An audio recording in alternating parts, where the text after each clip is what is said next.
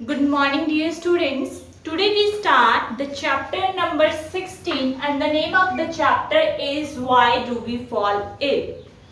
तो हमें इस चैप्टर के नाम से ही पता चलता है कि हम इस चैप्टर में क्या पढ़ेंगे.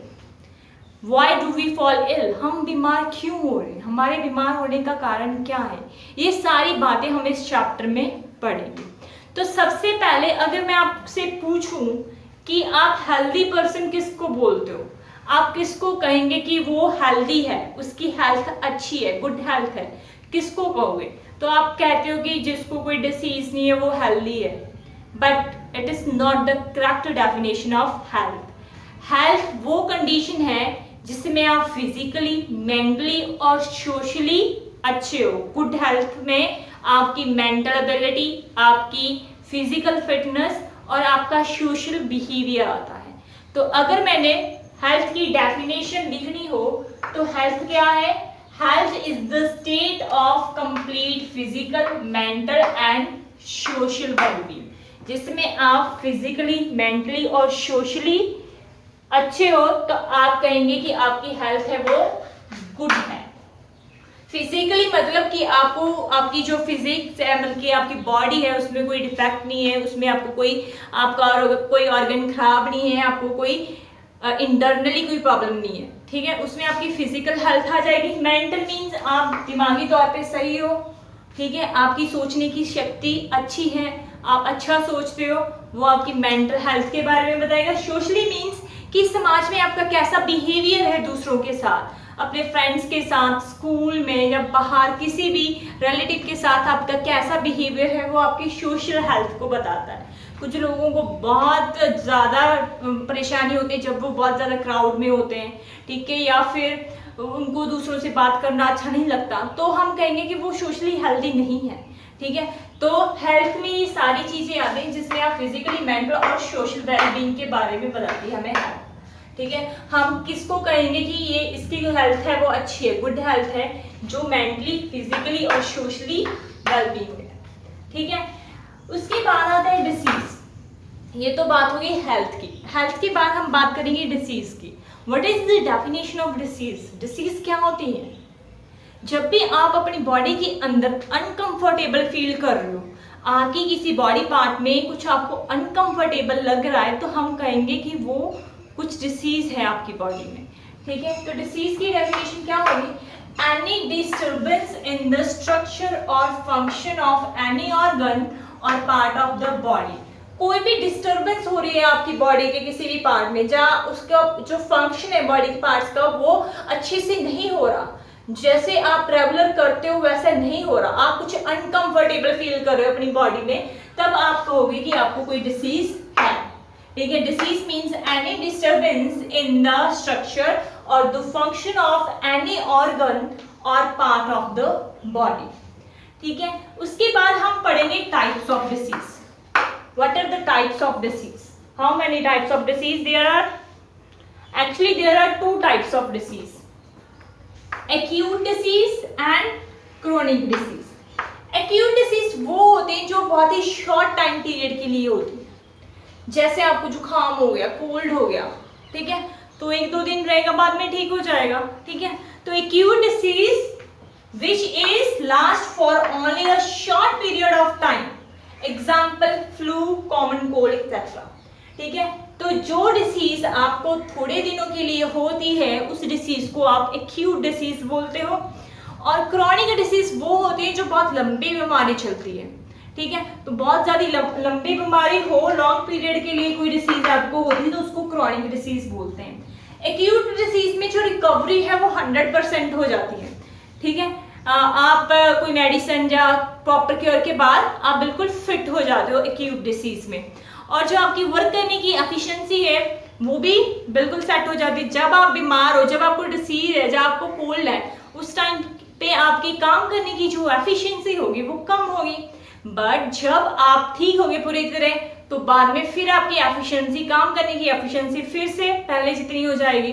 ठीक है, तो एक्यूट डिसीज है शॉर्ट पीरियड ऑफ टाइम, और जो काम करने की एफिशिएंसी है वो पहले जैसी हो जाती है 100% जब आप बिल्कुल ठीक हो जाते हो. आप पूरी तरह से रिकवर कर सकते हो।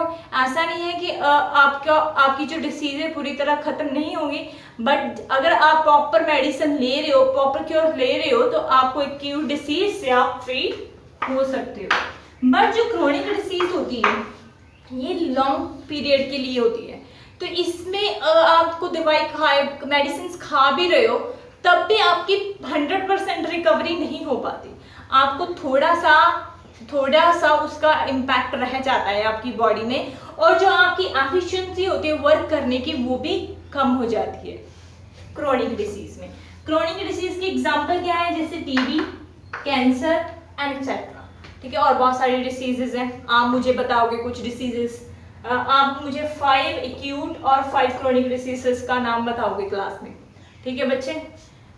उसके बाद हमने पढ़ लिया कि डिसीज हेल्थ क्या होता है, डिसीज क्या होता है, टाइप्स ऑफ डिसीज क्या होता है, बट ये डिसीज का कारण क्या है, बीमार होने का कारण क्या है, बीमारी का कारण क्या है, इसके बारे में पढ़ेंगे, ठीक है।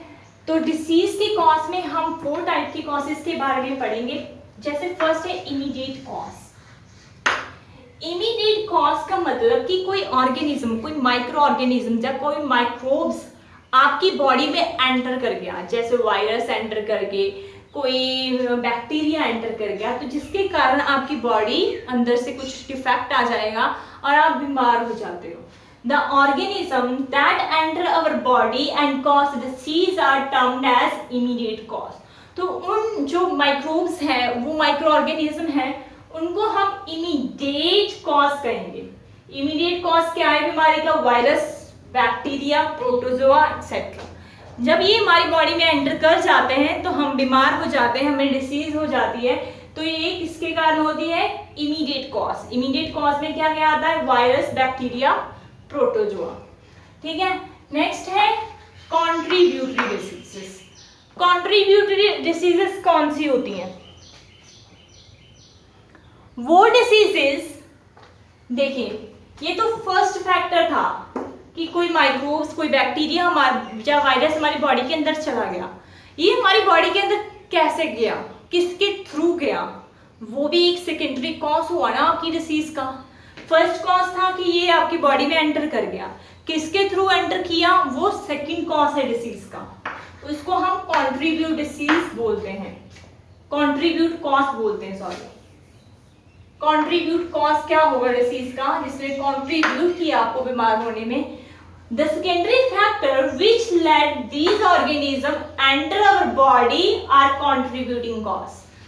जिन फैक्टर्स के थ्रू, जिनके कारण ये वाले बैक्टीरिया, वायरस, प्रोटोजोआ हमारी बॉडी के अंदर जाते हैं, उसको हम बोलेंगे, उन कॉजेस को बोलेंगे हम कॉन्ट्रीब्यूट कॉज। कैसे जाएंगे हमारी बॉडी के अंदर virus, bacteria, by contaminated food, water. Contaminated food खाएंगे या वाटर पिएंगे हम, तो ये बैक्टीरिया और वायरसेस हमारी बॉडी में चले जाएंगे। और प्योर स्टैंडर्ड ऑफ लिविंग, जहाँ पे आप रह रहे हो वहाँ पे बिल्कुल साफ सफाई नहीं है, कोई सैनिटेशन का कोई प्रॉपर प्रबंध नहीं है, तो वो उनके कारण जो बैक्टीरिया और वायरसेस आपकी बॉडी में जा रहे हैं वो सेकेंडरी कॉज है, ये बीमारी का सेकेंडरी कॉज है और कारण है बीमारी का। सबसे पहले contaminated water and food, poor standard of living, third is the improper nourishment. अगर इम्प्रॉपर नरिशमेंट होगी तो ये भी एक कारण है आपका बीमार होने का, ठीक है। उसके बाद है इन्फेक्शियस डिसीज। इन्फेक्शियस डिसीज क्या होती हैं, जो डिसीजेस एक infected person to healthy person को हो सकती हैं, उसको हम इन्फेक्टेड डिसीज बोलते हैं।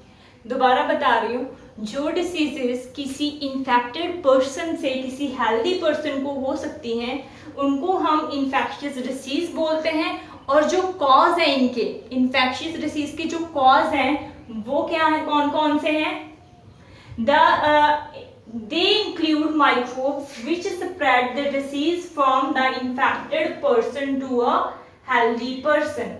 जो diseases किसी infected person to healthy person से होती हैं, जिस कारण के कारण उसको हम infectious cause बोलते हैं। जैसे किसी के टच के कारण हो रही है, एयर के कारण हो रही है, वाटर बॉर्न डिसीजेस होगी, तो वो सारी इन्फेक्शियस कॉज हैं। इन्फेक्शियस डिसीज की एग्जांपल लिखी गई है। इन्फेक्शियस डिसीज कौन कौन सी हैं? जैसे कोविड-19 आजकल चल रहा है, हमें पता है कि लोगों से दूर रखो, 1 मीटर की दूरी पे रहो, हाथ मत मिलाओ, मास्क पहन के रखो। ये क्यों बोल रहे हो? क्योंकि अगर हम किसी इन्फेक्टेड पर्सन के कांटेक्ट में आते हैं तो उससे हमें ये वाली डिसीज हो सकती है, ठीक है। तो कोविड-19 इज द इन्फेक्शियस डिसीज। उसके अलावा एड्स क्या होता है? सेक्सुअल जब रिलेशंस बनते हैं किसी पर्सन में, अगर वो उनमें से एक पर्सन इन्फेक्टेड है एड्स से, तो सेक्सुअल रिलेशन बनने के बाद दूसरा पर्सन को भी एड्स हो सकता है। तो इसी वजह से इसको भी हम इन्फेक्शियस डिसीज बोल रहे हैं, ठीक है। नॉन इन्फेक्शियस डिसीजेस कौन सी होंगी?